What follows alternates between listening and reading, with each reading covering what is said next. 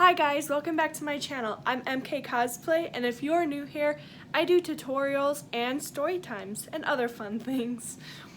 So, this week we are going to be doing the Katara cosplay shoes and the necklace. This series consists of 3 to 4 videos where I teach you guys how to make this cosplay.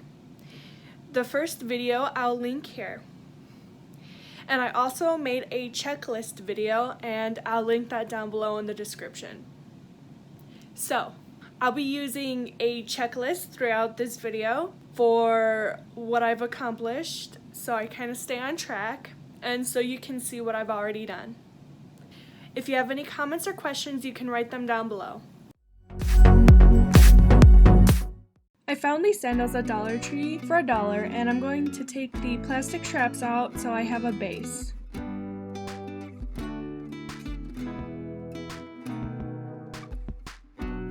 Now using 10mm EVA foam, I'm going to put my sandal base and trace it. It will be easier to trace and cut out if you use a gold or metallic marker.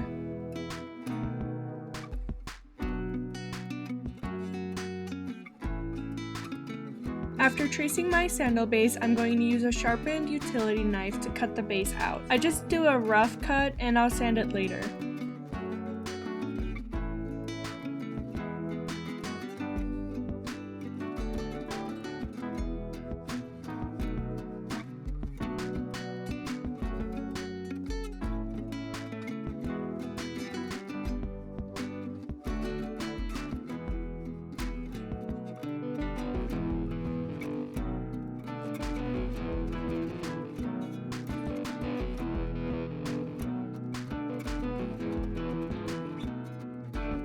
I'm going to use the plastic strap that I ripped off as a guide to make the new straps for the sandals.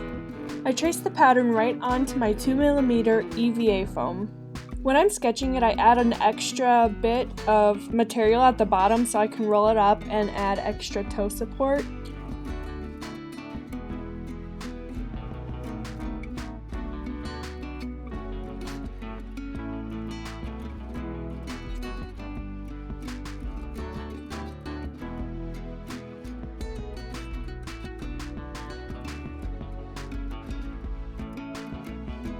After I get a shape that I like, I cut it out. I put it onto the fabric that was left over from the top, and I'm going to trace around it so I can get a pattern for the fabric that I have to attach, and also don't forget to add seam allowance. I only cut 2 pieces out, one for each side.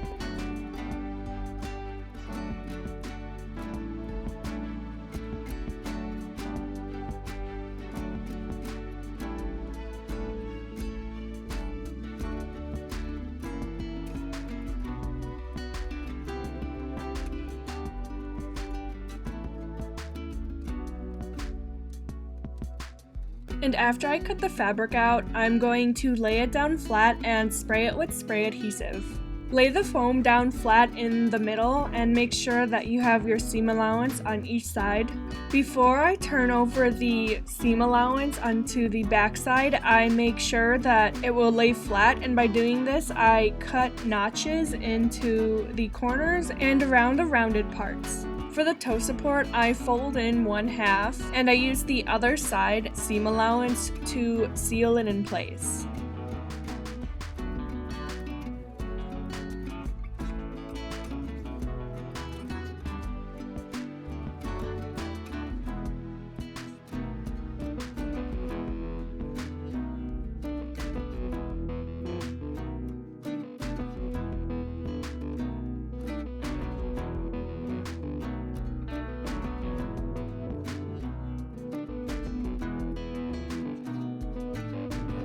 After doing both halves of the straps, it's time to sand the sides of the sandals that I'm going to be sticking together and holding the strap in between. To make the mark where I need to cut out the toe hole, I put both halves together and I stick my scissors through the hole that's already there. I use this round cutting tool to make the hole for my toe support, and you can use any round object to cut your hole as long as it will fit your toe support through the hole.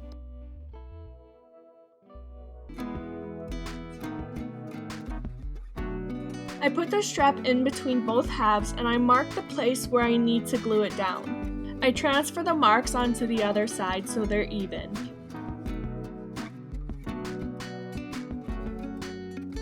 Before gluing them down, I make a rough sketch around the edge of where I want the gold stripe to be.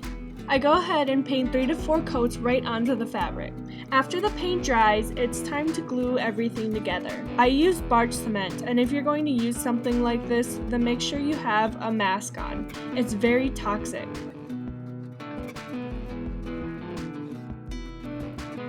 I wait for the barge to get tacky and then stick both halves together with the strap in between.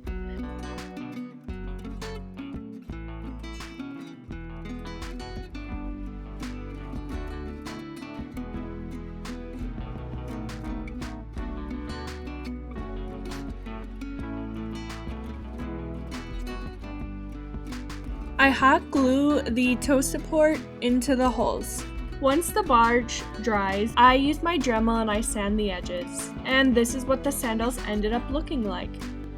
Now we're heading on to the necklace. The first thing I do is make a pattern. I measure my neck and I make that the lengthwise. And then I measure the width of it and where I want the longest point to be.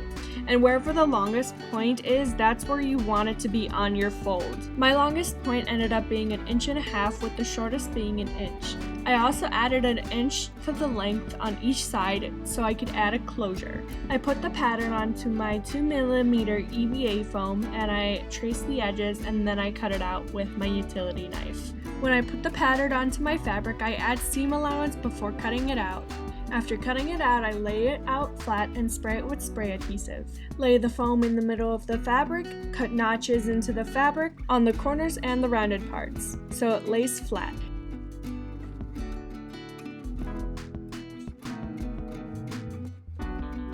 After turning the seam allowance over onto the back side, I go to the front side and I trace a straight line at 1/4 inch. This is where I'm going to paint the gold stripe.